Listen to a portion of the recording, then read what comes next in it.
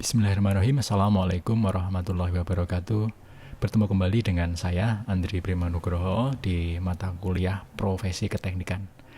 Hari ini materi yang akan kita pelajari adalah mengenai undang-undang keinsinyuran, khususnya untuk penerapan dalam bidang pertanian.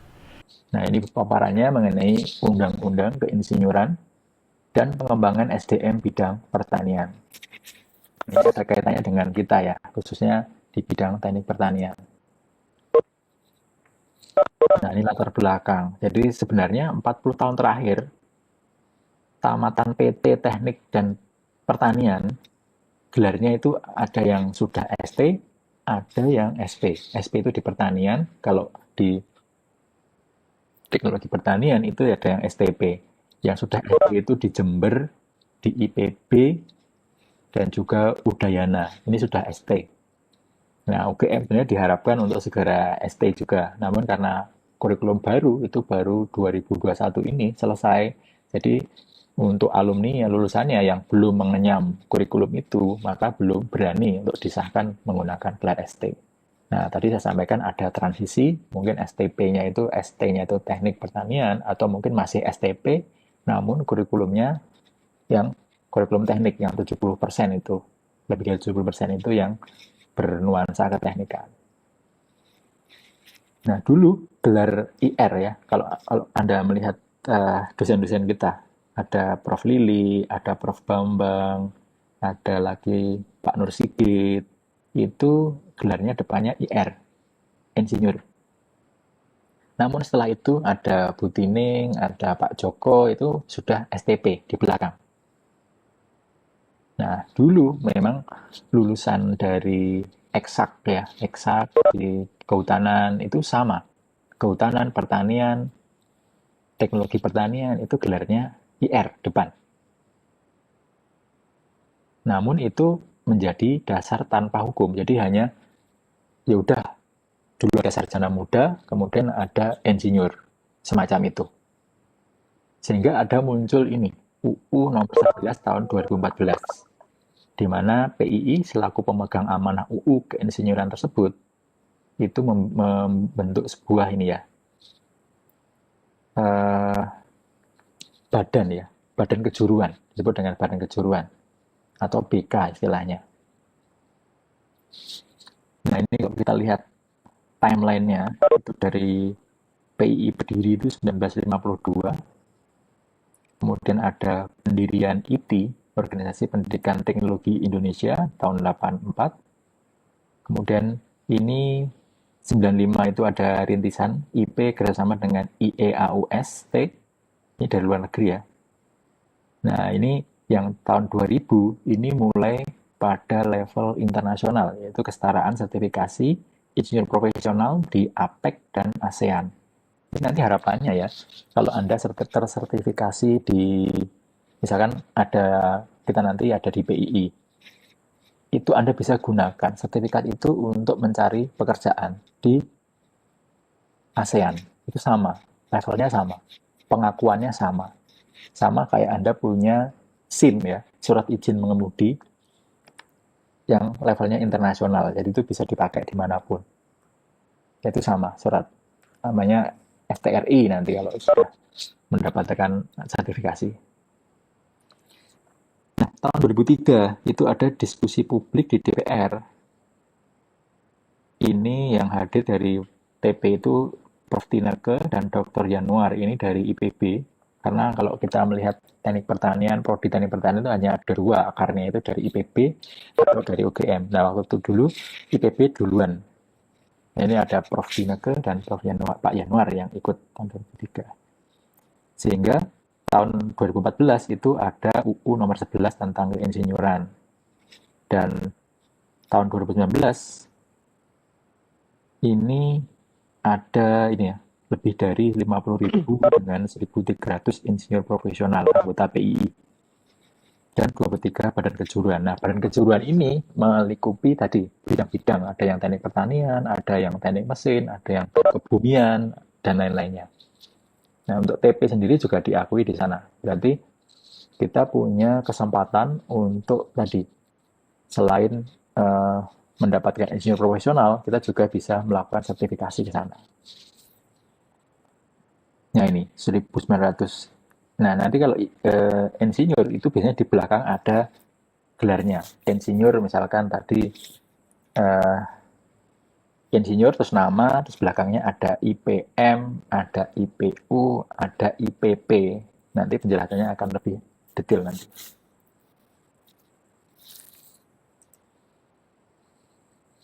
Nah ini sejarahnya 4 Februari 2021 ada pertemuan antara PII dan Menko Perekonomian sebagai Ketua Dewan Penasihat PII.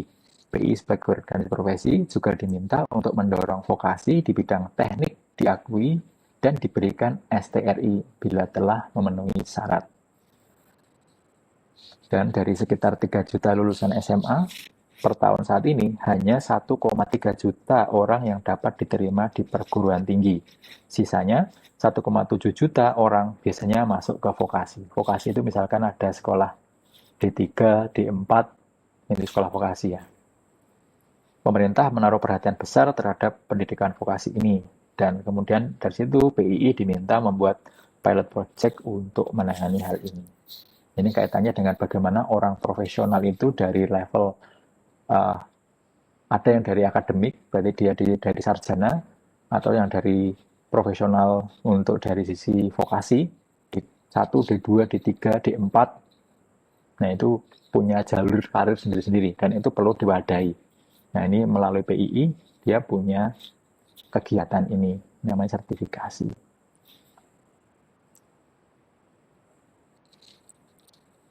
Nah, ini UU nomor 11 tahun 2014 tentang keinsinyuran. Jadi ada 15 bab dan 56 pasal. Nah, ini saya tidak perlu jelaskan satu persatu, namun yang di highlight merah itu setidaknya yang mungkin akan kita perlu cek, yaitu tentang cakupan keinsinyuran. Ini pasal 1, bab 3 pasal 1. Kemudian ada bab 5, itu mengenai program profesi insinyur. Kemudian ada bab 10 itu mengenai Persatuan Insinyur Indonesia. Itu pasalnya ada 36 sampai dengan 44. Nah ini detailnya nanti apabila Anda tertarik dan berminat itu bisa diakses di websitenya PII Pusat. PII Pusat.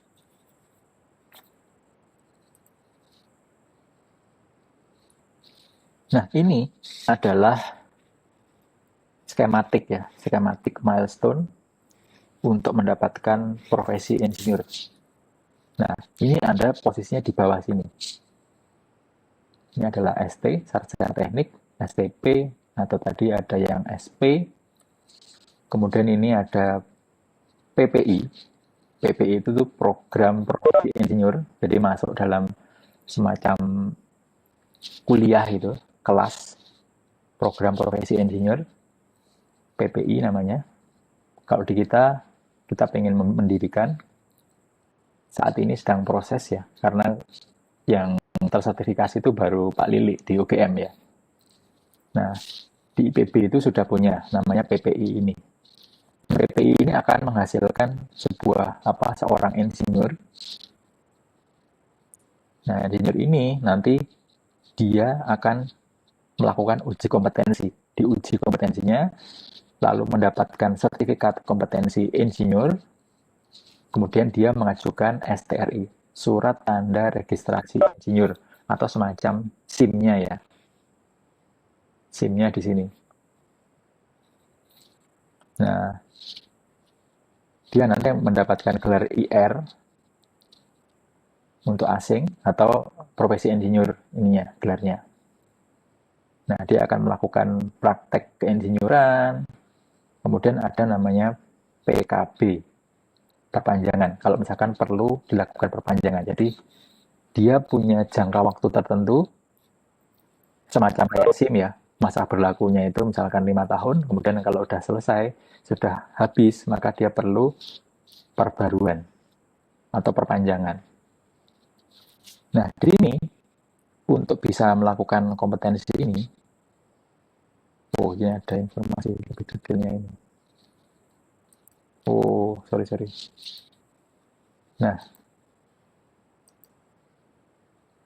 Nah, ini di sini levelnya di uji kompetensi ini karena tidak mungkin misalkan Anda seorang sarjana teknik pertanian, Anda apply di PII, kemudian Anda ngambil program profesi insinyur, lalu uji kompetensinya yang uji orang teknik mesin.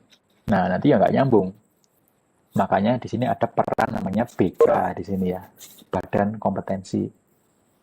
Nah, badan kompetensi ini sesuai dengan BK-nya masing-masing. Kalau kita teknik pertanian ya BK teknik pertanian lah yang menguji kompetensi itu. Nah, di sini di BK ini biasanya disupport oleh organisasi profesi. Yang minggu lalu kita sudah pernah bahas yaitu kalau di kita ada namanya Perteta, Perhimpunan Teknik Pertanian. Ini contohnya, ini ada Peragi, ada HITI, ada Perteta, ada Proteksi, Agrotekno, dan sebagainya. Jadi semua profesi itu biasanya dia punya organisasinya. Di mana organisasi itu kalau dia legal dan punya sepak terjang, biasanya ada kaitannya dengan ini ya, dengan BKBK, BKBK terkait. Nah ini masing-masing dari level ini PII punya ininya, kita sebut tahapan, tahapan di PII. Masing-masing level tadi yang saya sampaikan diselenggarakan oleh PII. PII punya paket-paketnya. Jadi mulai dari registrasi awal sampai dengan nanti proses pembaruan ini ada dilayani di PII.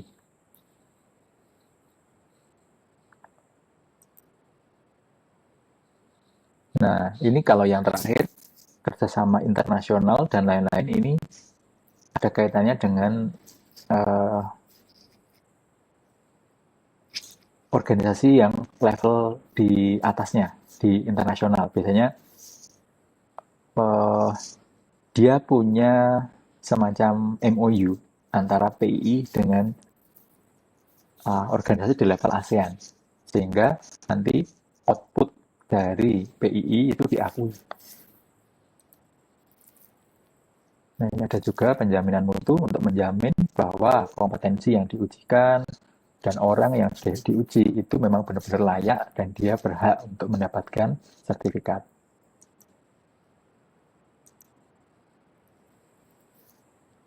Nah, ini yang tadi saya singgung di awal mengenai siapa itu insinyur. Ini menurut UU nomor 11 tahun 2014 tentang keinsinyuran pada pasal 1, insinyur adalah seseorang yang mempunyai gelar profesi keinsinyuran, lulus PPI, dia akan memiliki gelar insinyur, dan berpraktek legal. Jadi dia memegang SIP, surat izin sertifikat insinyur profesional, dan STRI, surat tanda registrasi insinyur.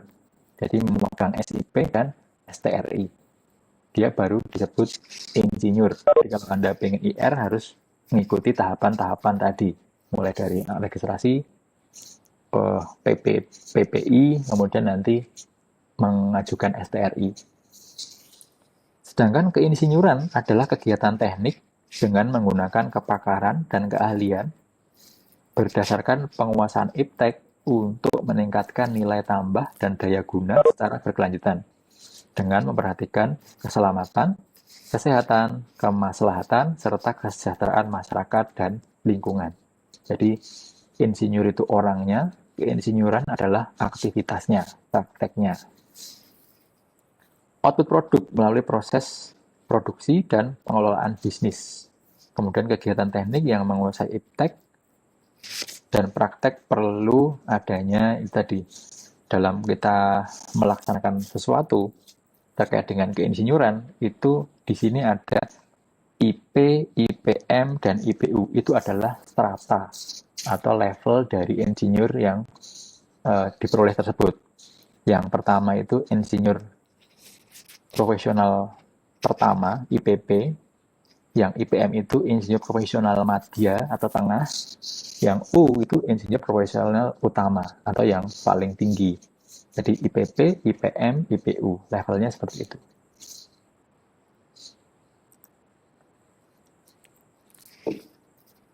Lalu apa saja bidang disiplin teknik atau keinsinyuran yang ada di PII saat ini?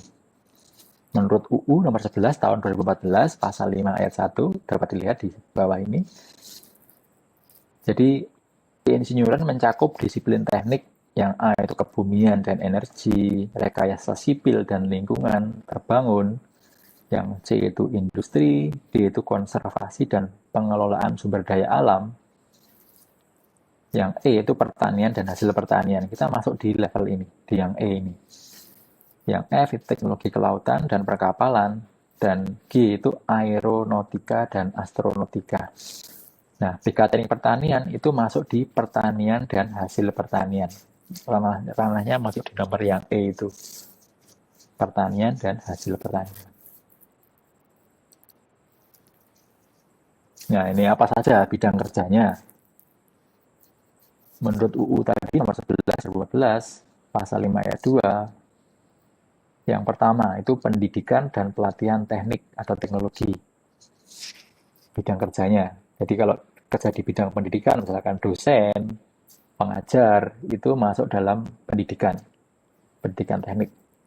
Ada peneliti, kegiatannya ya penelitian, pengembangan, pengkajian, dan komersialisasi. Ini ranahnya di biasanya di bidang di bidang riset ya, penelitian. Yang ketiga itu konsultansi, rancang bangun dan konstruksi. Nah ini biasanya ranah konsultan. Anda tenaga ahli, Anda dibayar atau dipekerjakan untuk mengerjakan sesuatu, pekerjaan yang terkait dengan bidang teknik pertanian. Atau Anda diminta pendapatnya, Anda diminta pikirannya untuk merancang atau membuat konstruksi. Nah itu sebagai konsultan. Yang keempat, teknik dan manajemen industri, manufaktur, pengolahan, dan proses produk. Jadi mulai dari awal sampai akhir dalam pembuatan produk itu masuk dalam ranah ini. Yang kelima ada eksploitasi dan eksploitasi sumber daya mineral. Ini bidang pertambangan, kita tidak masuk di sini. Yang keenam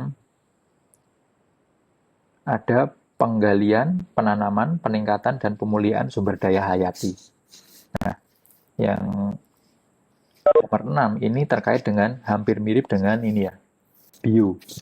Namanya sumber daya hayati itu bio ya, bio. Kalau kita ngomong biosistem, berarti sistem biologi. Nah, ini masuk dalam level ini. Yang nomor 7, ini ada pembangunan, pembentukan, pengoperasian, dan pemeliharaan aset. Nah, aset ini kalau kita ngomong tentang teknik pertanian itu erat kaitannya dengan alat mesin baik itu yang di on farm maupun off farm. Itu kita akan sering berkutat dengan itu. Nah, ini masuk dalam level ini. Ada yang paling sederhana itu kan mengoperasikan. Nah, itu ada pemeliharaan juga. Pembangunan mungkin ya sebagian yang dia ngerancang kalau dia bangunan pertanian ya. Ada pembentukan kalau dia levelnya konstruksi ya. Nah, teknik pertanian sendiri ada 6 bidang kerja dari 7 yang ada. Jadi hanya nomor 5 sendiri, 5 aja yang tidak masuk karena dia sumber daya mineral.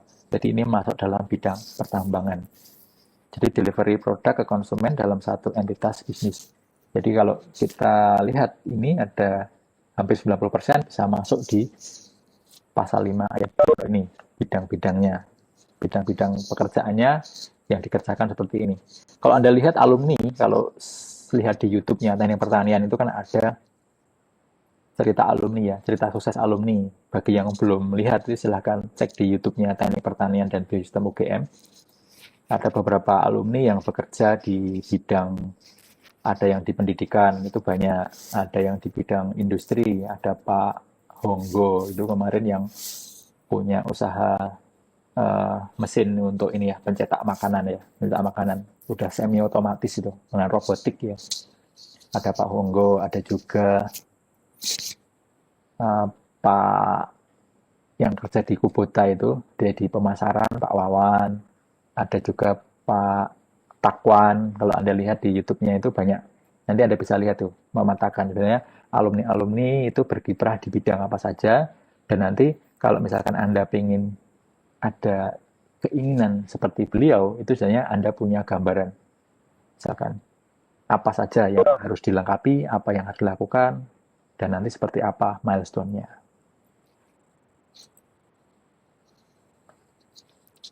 Baik, kemudian ini ada program keinsinyuran. Ini tadi langkah-langkahnya.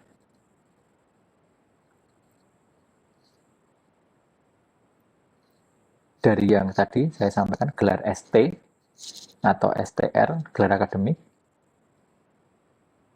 Dia ada namanya uji profesi BK melalui sebuah program profesi insinyur atau PPI, sehingga dia memperoleh gelar insinyur IP, insinyur profesional. Dicatat PI sebagai izin praktek, atau izin prakteknya itu surat registrasinya namanya STRI, surat tanda registrasi insinyur. Nah, ini baru bisa praktek untuk memupuk kompetensi. Nah, ini apakah harus ikut PPI, Pak? Kalau misalkan saya sudah bekerja di bidang keteknikan, namun saya tidak pengen ikut PPI ini. Jawabannya adalah bisa, yaitu dengan cara ini. Ada namanya pengalaman di keinsinyuran menggunakan mekanisme rekognisi pembelajaran lampau atau RPL. Jadi lulusan pendidikan tinggi teknik, misalkan kita ada STP, saya pernah bekerja di bidang keteknikan, saya kerja di misalkan perusahaan sawit, di sana sebagai engineer untuk alat mesin, dan saya sudah bekerja misalkan 5 tahun atau 2 tahun minimal, itu saya bisa mengambil ini pengalaman keinsinyuran, rekognisi pembelajaran masa lampau untuk bisa menyelesaikan ini uji profesi BK ini. Jadi tidak perlu mengambil PPI. Jadi ada dua cara untuk bisa mendapatkan ini insinyur profesional IP ini. Yang pertama dengan masuk di programnya, program profesi insinyur PPI, dan kedua itu melalui dengan mekanisme pembelajaran lampau atau RPL ini, rekognisi pembelajaran lampau. Jadi cukup dengan mengumpulkan bukti-bukti bahwa Anda bekerja menjalankan praktek keinsinyuran minimal 2 tahun setelah Anda lulus. Itu bisa digunakan sebagai bukti untuk ini uji profesi BK ini. Nah, masalahnya gini, apabila ada pendidikan tinggi non teknik, ya non teknik, non ST, sebutannya non ST, maka dia perlu ada ini program penyetaraan supaya eh, bisa mengikuti uji profesi BK ini. Jadi ada melalui program penyetaraan bagi yang non ST atau non teknik. Nah, ini kompetensi profesi. Nah, pertama mempunyai dasar pengetahuan profesi, knowledge base. Jadi kalau Anda misalkan nanti di tempat kita ada 4 KBK ya, ada 4 KBK, kelompok bidang keilmuan, ada yang di TSLA, ada yang TPLH, lingkungan hayati, ada energi mesin, teknik mesin dan biosistem, ada juga teknik produk pasca panen ya. Nah itu TPP itu ada 4 itu. Nah itu kompetensinya harus Anda kuasai. Walaupun kalau kita lulusannya ya STP atau ST nanti itu tetap umum, namun Anda punya kompetensi yaitu sesuai dengan keminatan tadi, 4 tadi yang Anda pilih. Itu harus jadi knowledge base atau dasar pengetahuan profesinya yang Anda peroleh dari kesarjanaan. Lalu ada hal lain yaitu Anda punya pengalaman. Pengalaman ini bisa diperoleh dari praktek. Yang namanya pengalaman harus mengalami ya. Namanya juga pengalaman. Anda harus mengalami sendiri, merasakan, dan bisa mendapatkan ini, insight. Oh, kalau saya kerja praktek itu seperti ini, ternyata kalau dunia kerja itu seperti ini. Nah, itu pengalaman. Anda mengerjakan proyek, misalkan contoh, mengambil tugas khusus untuk menganalisis kinerja suatu peralatan, misalkan boiler, atau misalkan peralatan di pabrik, itu misalkan eh, RMU, Rice Milling Unit, uji kinerjanya, itu pengalaman ya, pengalaman. Nah, itu mendukung nanti profesi yang Anda pilih itu, mempunyai pengalaman. Dan juga yang ketiga itu teruji kompetensinya. Teruji kompetensinya maksudnya dalam suatu BK itu punya standar kompetensi tertentu. Kalau dia sebagai insinyur dengan kompetensi bidang teknik pertanian itu standar kompetensinya ada, yang itu dipegang oleh BKTP atau Badan Kompetensi Teknik Pertanian. Lalu apa saja materinya? Nah, ini rincian bakuan kompetensi. Yang pertama, ini unit kompetensi wajib, ini kode etik PII dan tata laku profesi keinsinyuran. Ada kemampuan kerja keinsinyuran, ada perencanaan dan perancangan keinsinyuran, manajemen kerja dan komunikasi keinsinyuran. Ini terkait dengan kompetensi wajib. Jadi kalau Anda lihat di sini, yang pertama mengenai kode etik. Kode etik itu berarti kemarin kita sudah belajar mengenai etika. Etika profesi insinyur, itu di sini materinya. Ini kemampuan kerja keinsinyuran, ini berarti terkait dengan kemampuan teknis. Kalau Anda orang sarjana teknik pertanian, ya Anda tahu bagaimana mengelola alat mesin, manajemen, ya bidang-bidang yang sesuai dengan KPK yang Anda pilih nanti. Kalau rakyat murah. Kemudian ada unit kompetensi pilihan, itu ada pendidikan, pelatihan keinsinyuran, ada penelitian, pengembangan, dan komersialisasi produk, keinsinyuran dalam jasa konstruksi, keinsinyuran dalam produksi atau manufaktur, bahan material dan komponen pekerjaan keinsinyuran, manajemen usaha, dan terakhir itu keinsinyuran pembangunan dan pemeliharaan aset. Nah, ini kaitannya dengan kompetensi pilihan. Nah, setidaknya ini yang WWW ini harus sudah dapat. Nah, ini kalau ini pilihan, dia bisa milih sesuai dengan nanti kebidangannya. Lalu apa saja persyaratan pemenuhan unit elemen dan kegiatannya? Jadi dari unit kompetensi ini, misalkan ini ya, unit kompetensi dari W1, W2, W3, W4, P5, P6, P7, P8, P9, P10, P11. Ini Anda punya ini ya, unit kompetensi ini, punya pengalaman di sini. Punya pengalaman di sini. Contohnya ini yang P7, ini ada jasa konstruksi. Dia punya elemen kompetensi, mampu melaksanakan perencanaan penjadwalan proyek, mampu menyiapkan, melaksanakan, dan memantau pelelangan dan kontrak proyek, mampu melaksanakan pekerjaan di project site, mampu melaksanakan pengelolaan kerja lapangan, mampu melaksanakan uji kinerja serah terima pekerjaan, handling over. Dan dari sini, satu poin ini terpenuhi, yaitu mampu melaksanakan pekerjaan di site project, lalu diuraikan pekerjaannya, menyiapkan spesifikasi dan pentahapan kegiatan proyek, menyusun penjadwalan pekerjaan di project site, menyusun spesifikasi sarana, syarat jasa, dan dibutuhkan di pekerjaan, dan seterusnya, dan seterusnya. Jadi, dari unit kompetensi itu akan ada elemen kompetensi, dan dari elemen kompetensi ini perlu diuraikan apa kegiatannya itu. Cukup pernah melaksanakan satu antara jumlah kegiatan. Jadi untuk memenuhi itu, setidaknya ada satu dari elemen ini yang Anda penuhi. Nah, menurut ini, kegiatan cukup pernah melaksanakan satu dari antara jumlah kegiatan. Nah, nanti kan saya kira akan banyak sekali yang bisa kita laporkan kalau kita misalnya sudah bekerja di profesional, misalkan. Anda bekerja nanti di sawit, misalkan. Sebagai engineer R&D, misalkan. Itu Anda akan berpikir, oh, saya pernah mengerjakan pembuatan boom sprayer.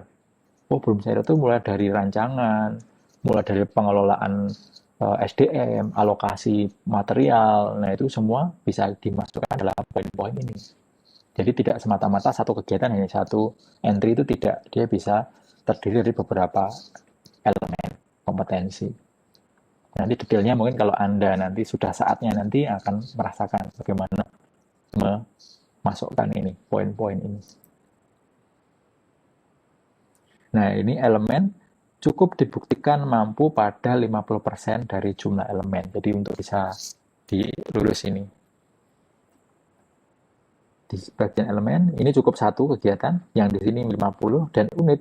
Wajib semua 4 unit, dan untuk pilihan sekurang-kurangnya 2 unit. Jadi W1 sampai dengan W4 ini wajib ada, dan pilihan ini sesuai dengan kebidangannya tadi. rekapitulasi nilai unit kompetensi. Nah, ini misalkan untuk unit kompetensi wajib 1-10%, yang 2 wajib 30%, wajib lagi 20%, yang 4 wajib 10%. Nah, ini nanti untuk bisa mendapatkan nilai Anda masuk di grade mana, itu di sini. IPP, IPM, sama IPU. Jadi untuk masuk di level mana, itu tergantung dari skor tadi, pengisian formulir ya sesuai dengan kegiatan-kegiatan yang sudah Anda lakukan tadi. Jadi ada IPP, Insinyur Profesional Pratama, Insinyur Profesional Madya, Insinyur Profesional Utama, IPU. Nah, ini tahapannya, tahapan sertifikasi Insinyur Profesional. Ini coba agak kecil ya, cuman coba saya pahami bersama ini. Pecah-pecah gambarnya, tapi nggak apa-apa. Jadi dari sini, dari kiri, ini ada pendidikan perguruan tinggi yang punya akreditasi A atau B, yang akhirnya dia punya ijazah, dan dia mendaftar sebagai anggota PI, dan dia punya pengalaman kerja. Nah, ini wajib ini. Kalau Anda belum lulus S1, berarti Anda belum bisa mendaftar sertifikasi insinyur. Syaratnya harus lulus S1 dan punya pengalaman kerja, setidaknya minimal 2 tahun. 2 tahun yang amannya 2,5 atau 3 tahun. Karena 2 tahun biasanya ada persyaratan yang mungkin belum terpenuhi. Lalu mendaftar anggota PII, dia mendapatkan KTA dan juga registrasi ke PII. Nah, untuk mendukung pengalaman kerja, ini perlu namanya logbook atau rekam kinerja. Atau bisa dibuktikan dengan ada buku laporan proyek, atau bisa juga dengan sertifikat, kalau misalkan itu kegiatannya ada sertifikatnya, atau dokumentasi, berita, dan lain-lainnya. Nah, itu biasanya digunakan sebagai evidence atau bukti. Nah, dari sini kemudian mengisi FIPE atau Formulir Aplikasi Insinyur Profesional. W14 dan P5 sampai 11 tadi ada wajib dan pilihan tadi itu diisi, dimasukkan di FIPE atau Formulir Aplikasi Insinyur Profesional. Nah, di sini kemudian formulir itu dinilai oleh pemeriksa dan dinilai oleh ini majelis penilai atau MP. Nah, nilai ini didasarkan pada ini bakuan kompetensi ini. Kompetensi ini dari sesuai dengan ini majelis penilai pada bidang-bidang yang sesuai dengan kebidangannya. Kalau ini ada pendidik, periset, praktisi, pemerintah, dan lain-lain, dia ada bakuan atau standar bakunya di sini. Setelah dicocokkan di bagian bawah ini, apakah sudah sesuai atau belum? Nah, ini nanti akan muncul skornya. Skor 600, 300, misalkan ada di bawah 600 misalkan. Kalau skornya itu di bawah 600, berarti dia mendapatkan IPP, Insinyur Profesional Pratama. Nah, kalau skornya itu di bawah 3.000, namun tidak sampai 6.000, dia masuk di IPM, namun harus ada ini, wawancara. Dia mendapatkan IPM, dan ini berlaku 5 tahun. Semua berlaku 5 tahun. Nah, kalau dia di atas 6.000, dengan wawancara, dia mendapatkan IPU, Insinyur Profesional Utama. Sama, ini juga berlaku 5 tahun. Nah, yang membuat berbeda itu di sini. Di bagian pemeriksaan dan penilaian, ini ada proses akreditasi. Dilakukan oleh LPJK dan juga ini ASEAN Engineering dan APEC Engineering, ini internasional. Jadi ini proses akreditasinya atau penilaiannya diakreditasi secara internasional untuk menjamin kesetaraan yang dilakukan di dalam negeri itu sama dengan yang di luar negeri.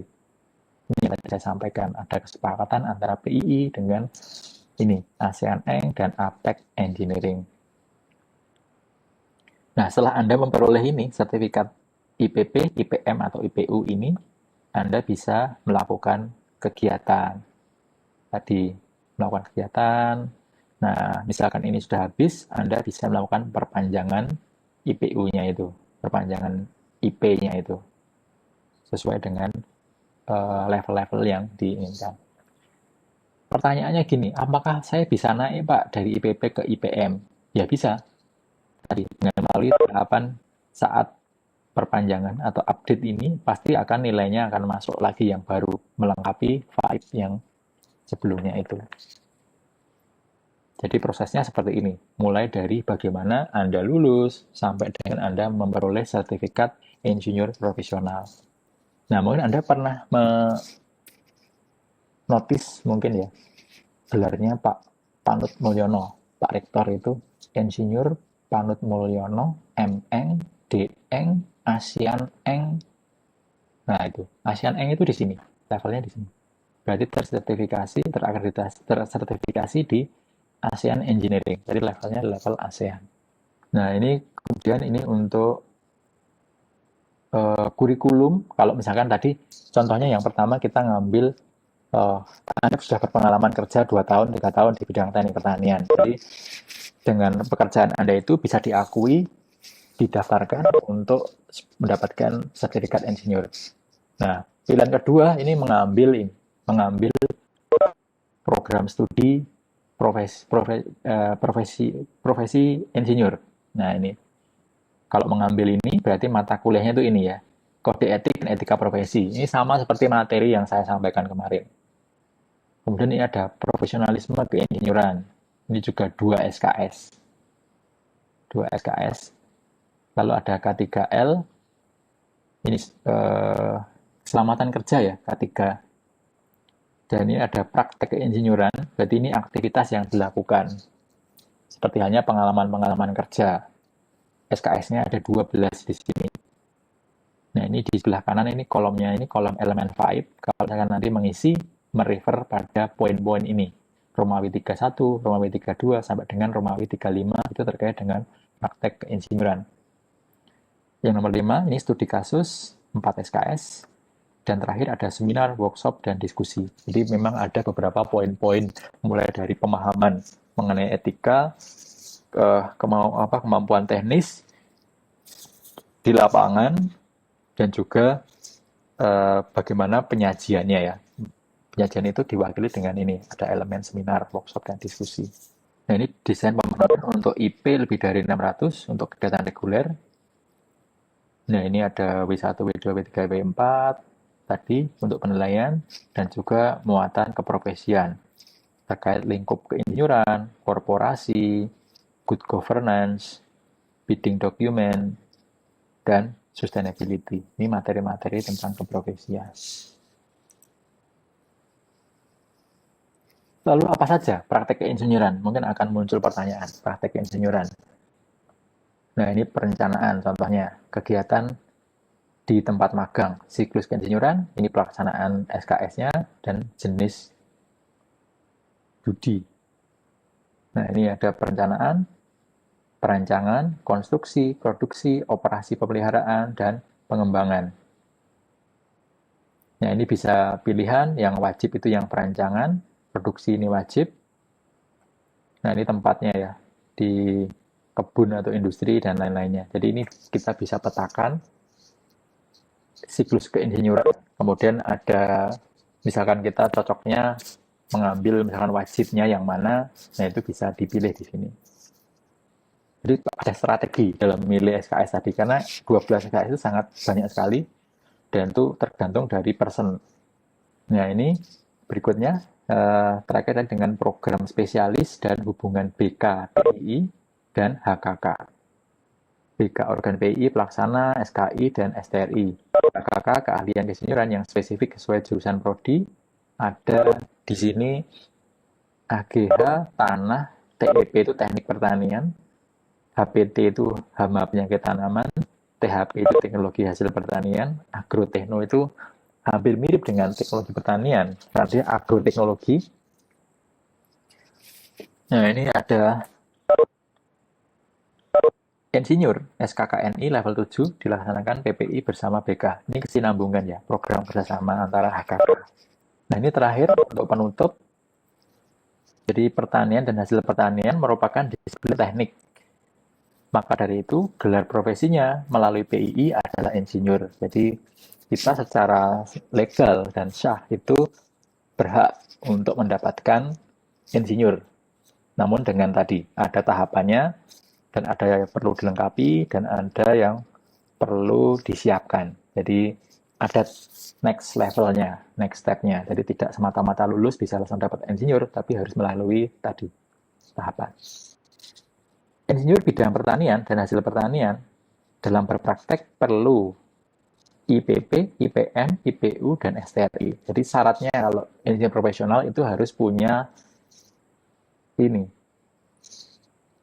STRI dan ini tadi insinyur profesional nih gelarnya. Insinyur profesional baik yang IPP, IPM apa IPU, tergantung dari capaian skornya tadi.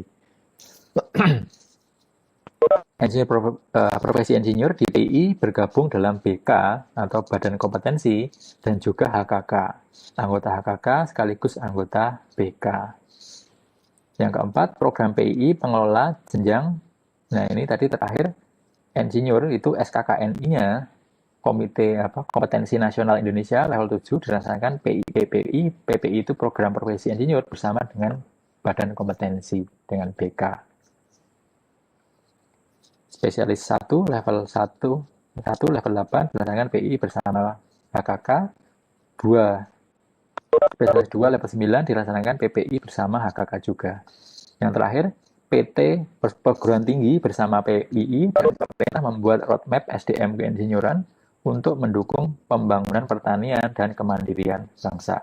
Nah, yang terakhir, bahwa yang namanya untuk peningkatan SDM itu perlu waktu dan juga dampaknya itu tidak terlihat secara singkat ya, dibanding kalau kita misalkan pembangunan infrastruktur. Maka dari itu pembangunan di pemerintah itu kalau dia prioritasnya itu ke fisik, biasanya akan terlihat bangun tol, bangun jembatan, bangun apa itu dalam jangka waktu 2-3 tahun sudah bisa terlihat. Namun untuk SDM, misalkan kita membangun SDM profesional itu mungkin 10 tahun baru akan kerasa, baru akan terlihat ininya, dampaknya itu. Nah, ini terakhir. Terima kasih dan semoga bermanfaat. Ini dari Persatuan Insinyur Indonesia, khususnya dari. Apabila ada pertanyaan ataupun yang ingin didiskusikan, silakan dituliskan di kolom komentar di video YouTube-nya.